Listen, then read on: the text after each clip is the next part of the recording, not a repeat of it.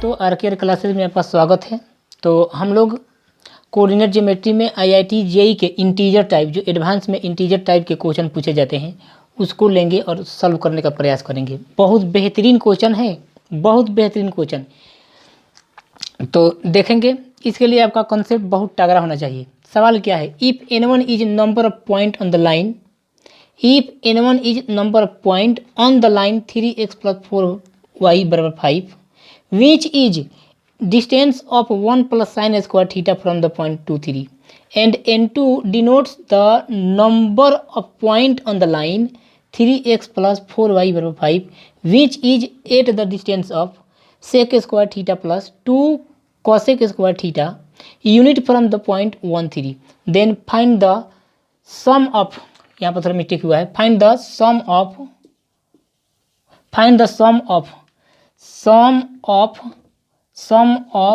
root of n2 into x² minus 6x plus n1 = 0। क्या होने वाला है? n1। मतलब पहले सवाल को समझने का प्रयास करिए कि एक स्ट्रेट लाइन तो सेम है जी, एक स्ट्रेट लाइन है। यहाँ से हम यहाँ ले रहे हैं एक स्ट्रेट लाइन, बहुत बेहतरीन स्ट्रेट लाइन लेने वाले हैं। ये ए बी, जो हम लोग स्ट्रेट लाइन लेने वाले थे 3x + 4y - 5 = 0। ये मेरा स्ट्रेट लाइन है।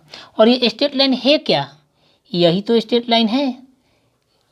यहाँ पे बना देते हैं। ये जो हमारा स्ट्रेट लाइन है ना, ये स्ट्रेट लाइन है। ये ए बी ये कोई स्ट्रेट लाइन है। चलिए, ये मेरा स्ट्रेट लाइन है। जो इसका इक्वेशन दिया था 3x + 4y, और इसको इधर ला देते -5 = 0।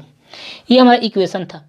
और बोला है कि n2 is the number of point on the line which is at the distance of sec square theta 1 + sin square theta. n1 जो है ना, n1 जो है नंबर ऑफ पॉइंट को दर्शाता है। जो मतलब n1 कोई पॉइंट है, नंबर ऑफ पॉइंट। ये पॉइंट क्या है? First point 2, 3। 2, 3 से जो डिस्टेंस है ना, 2, 3 से इस सरल स्ट्रेट लाइन के पर जो डिस्टेंस d1 है, वो d1 दिया कितना है? 1 + sin स्क्वायर थीटा। और इसी सेम स्ट्रेट लाइन पर as a symmetry which is distance of sec square theta. n2 क्या है? n2 point number of point को दर्शाता है। मतलब ये एक पॉइंट है, तो इसके इर्द गिर्द और क्या पॉइंट हो सकते हैं जो जिसका डिस्टेंस 1 + sin स्क्वायर थीटा होगा। सेम पॉइंट पे एक और पॉइंट लिया गया है 1, 3 जो पॉइंट लिया गया है ना, यहाँ से जो इस स्ट्रेट लाइन पर जो डिस्टेंस होगी ये d2, ये जो डिस्टेंस होगी ना, ये d2 क्या हो जाएगी? Sec square theta plus 2 cosec square theta. यही है। समझ गया सवाल को? चलो, तो सबसे पहले हम लोग डिस्टेंस इस स्ट्रेट लाइन से, इस पॉइंट से जो डिस्टेंस है वो निकालते हैं। तो डिस्टेंस होता क्या है? अब कोई स्ट्रेट लाइन किसी बिंदु p अल्फा बीटा से straight line ax + by + c = 0 पर खींचे गए लंब की लंबाई a × alpha + b × beta - c / √a² + b²। तो सॉल्व कर लेते हैं। सबसे पहले हम लोग डिस्टेंस d1 निकाल लेते हैं। तो d1 निकालेंगे तो हमारा d1 दिया कितना है? 1 + sin square theta. 1 + sin square theta का मान दिया है 3 × 2 + 4 गुणे a × अल्फा, 3 × 2 + 4 × 3 -5 बटा अंडर रूट a² + b², 3 का स्क्वायर + 4 का स्क्वायर 25, 5 हो गया। मतलब 1 + sin स्क्वायर थीटा, ये हमारा डिस्टेंस होगा।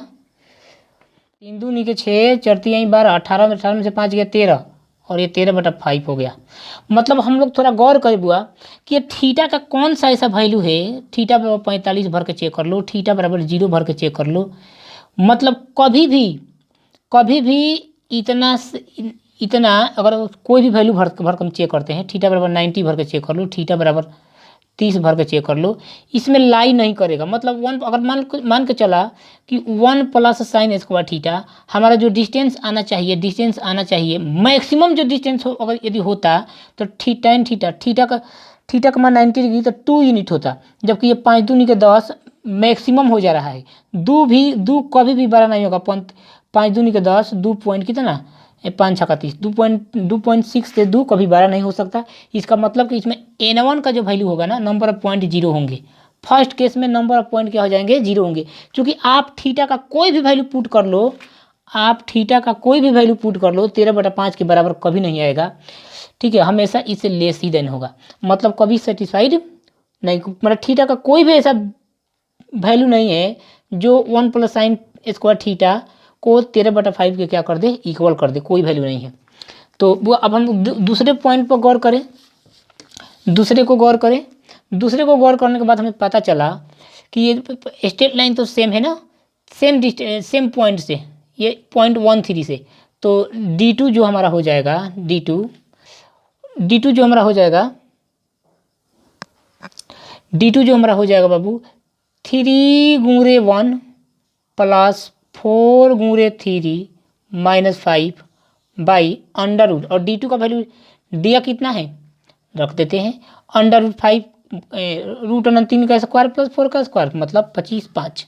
तो D2 का मान कितना दे दिया, sec² थीटा + 2 cos² थीटा बराबर 3 एकम 3 4 3 12, 3 और 12, 15, 15 में से 5 गया 10, 10 बचा 5, 2 आ गया। जरा गौर करो, 2 अगर ये हमारा D2 का वैल्यू है, मतलब यहाँ से ये डिस्टेंस जो है ना, ये डिस्टेंस D2, तो थीटा का वैल्यू क्या भरेंगे कि सेटिस्फाइड करेगा। अगर हम थीटा का वैल्यू 0 भरते हैं, तो पुट थीटा बराबर 0 तो नहीं आ रहा। अगर हम थीटा का वैल्यू पुट थीटा बराबर 90 डिग्री भरते हैं तो 2 आ गया। तो एक तो पॉइंट मिल गया। अब हम क्या भरते हैं, पुट थीटा बराबर, जरा 45 पर चेक कर लो, sec 45 2 प्लस cosec 45 नहीं आ रहा। फिर हम लोग क्या भरते, थीटा का मान अगर हम लोग 0 भरते तो 2 नहीं आ पा रहा। यहाँ पर 0 से बड़ा होगा थीटा और इक्वल टू 90 के आसपास होगा। तो मतलब इसमें हमको केवल थीटा का 2 ही मान पॉसिबल है जो डिस्टेंस को 2 यूनिट ला सकता है। यानी थीटा का जो कितने वैल्यू हुए, 2, यानी यही नंबर ऑफ पॉइंट है। तो यानी N2 का मान कितना आ गया, 2 आ गया। N2 का मान कितना आ गया, 2 आ गया। अब जरा ध्यान देंगे बाबू, हम लोग ने यहाँ से किया क्या कि थीटा का मान एक 90 भर दिया हम लोगों ने, 2 आ गया। पुट थीटा बराबर 90 डिग्री तो 2 cos, अरे साइन 90 का मान 1 तो 2 × 1 2 आ गया। एक और थीटा का वैल्यू सेटिस्फाइड करेगा, तो एक और 0 से 90 डिग्री के बीच में 0, 30, 45, 60, इसके बीच में एक और वैल्यू सेटिस्फाइड करेगा जिसको 2 ला देगा। तो हम लोग देख लिए कि N2 का मान आया कितना, तो N2 का मान 2 आ गया। मतलब सेकेंड केस में जो नंबर ऑफ पॉइंट होंगे 2 होंगे, सेकेंड केस में जो नंबर ऑफ पॉइंट होंगे वो 2 होंगे। सवाल खत्म। नंबर ऑफ पॉइंट यानी हमारा इस द्विघात समीकरण का हमको मूलों का योगफल निकालना था। N2 का मान 2x² - 6x + 0 = 0, मतलब 2x² बराबर 6x, 2x² बराबर 6x। मतलब यहाँ ऐसे भी बोला जा सकता, 2x² - 6x बराबर 0, अल्फा प्लस बीटा बराबर -b/a, मतलब 6/2, मतलब सवाल का उत्तर 3। मतलब इंटीजर टाइप का क्वेश्चन था, उसमें सवाल का आंसर डब्बे में क्या भरना था, 3। और ये बेहतरीन सवाल था। इस बेसिस पे इस टाइप का सवाल, इस टाइप पे थोड़ा थोड़ा रोटेट करके, हल्का फुल्का रोटेट करके जरूर JEE एडवांस में सवाल आते ही आते हैं। अगर सवाल कोऑर्डिनेट ज्योमेट्री से आया है तो चलिए एक नेक्स्ट सवाल और हम लोग लेंगे, same to same integer type का ही एक क्वेश्चन, एक और बेहतरीन क्वेश्चन लेंगे, एक और बेहतरीन क्वेश्चन। चलो बाबू देखेंगे एक और क्वेश्चन। इफ पॉइंट 1 के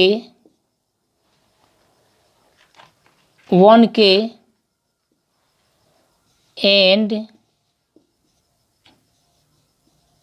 point 32 lies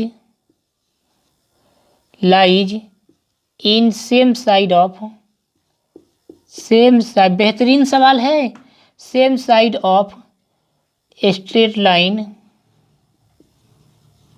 straight line 4x + 2y - 5 = 0, then minimum, then value of greatest integer of k बराबर वाट। मतलब k का वैल्यू क्या होगा, जहाँ ये जो दर्शा रहा है ना, denotes greatest integer function, greatest integer function. तो ध्यान देंगे बाबू, एक मेरा स्ट्रेट लाइन है, ये मेरा स्ट्रेट लाइन है। ये स्ट्रेट लाइन दिया कितना है, ये 3x क्या है 4x + 2y - 5 = 0। और मतलब same side on the straight line, same side कहीं रख सकते हो आप, ऊपर रख दो या नीचे रख दो, सेम साइड में जब रखना तो हम कहीं रखेंगे। तो मान लीजिए पॉइंट 1 के और ये पॉइंट 32, यहाँ से ये जो डिस्टेंस है ना, सेम साइड, अगर सेम साइड में रखी गई है ना, तो ये हम लोगों ने ये देख लेना, हम लोग ये बना लिए एक्सिस, तो ये पॉजिटिव एक्सिस होती है। तो मतलब अगर P1 इसका, इस बिंदु से अगर P1 लेंथ खींचा गया है, तो इस पॉइंट से इस स्ट्रेट लाइन पर क्या लेंथ खींचा गया है, लंब खींचा गया, लंब की लंबाई क्या होगी, P2 होगी। तो जरा ध्यान देंगे, अगर सेम साइड में है ना, तो इसके लेंथ का जो प्रोडक्ट होगा, इनके लेंथ का जो प्रोडक्ट होगा ऑलवेज 0 से 12 या 0 से 12 या बराबर होगा। तो ध्यान देंगे बाबू कि इस बिंदु से इस 1 के है ना, तो खींचे गए लंब की लंबाई क्या होगी, P1। तो 4 × 1 + 2 × k - 5 / √4 का स्क्वायर, 4 का square 16 + 2 √20 multiply same side, same straight line से दूसरी पॉइंट पर खींचा गया, सेम स्ट्रेट लाइन से सेम स्ट्रेट लाइन पर दूसरे पॉइंट से खींचे गए लंब की लंबाई, यानी P2 का जो हमारा वैल्यू होगा 4 × 3 + 2 × 2 / -5 / √20 is greater than equal to 0। गौर करो, 4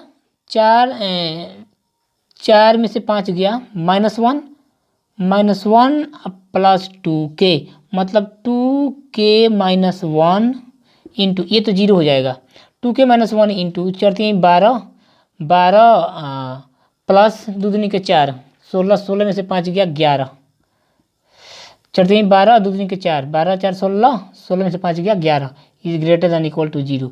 मतलब मैं बोल सकता हूँ कि 11 दूनी के 22 minus 11 Ekam 11, 22k - 11 is greater then और इक्वल टू 0। मतलब मैं ये बोल सकता हूँ कि 22k इज ग्रेटर देन, अगर हम इसको 0 भी मान लें, 0 के बराबर भी कर दे तो कोई फर्क पड़ने वाला नहीं है। तो k का जो हमारा वैल्यू होगा वो 11/22, 11/22 का मतलब 1.2, मतलब 0.5। बताइए, ये तो लीस्ट इंटीजर फंक्शन है नहीं, मतलब हमको तो लेना ग्रेटेस्ट इंटीजर फंक्शन। तो ग्रेटेस्ट इंटीजर फंक्शन का मतलब कि एक स्टेप आगे बढ़ के सवाल का उत्तर क्या था, 1 था। तो मतलब हम लोग जो रिक्त स्थानों में भरेंगे, सवाल का आंसर क्या था, 1 था।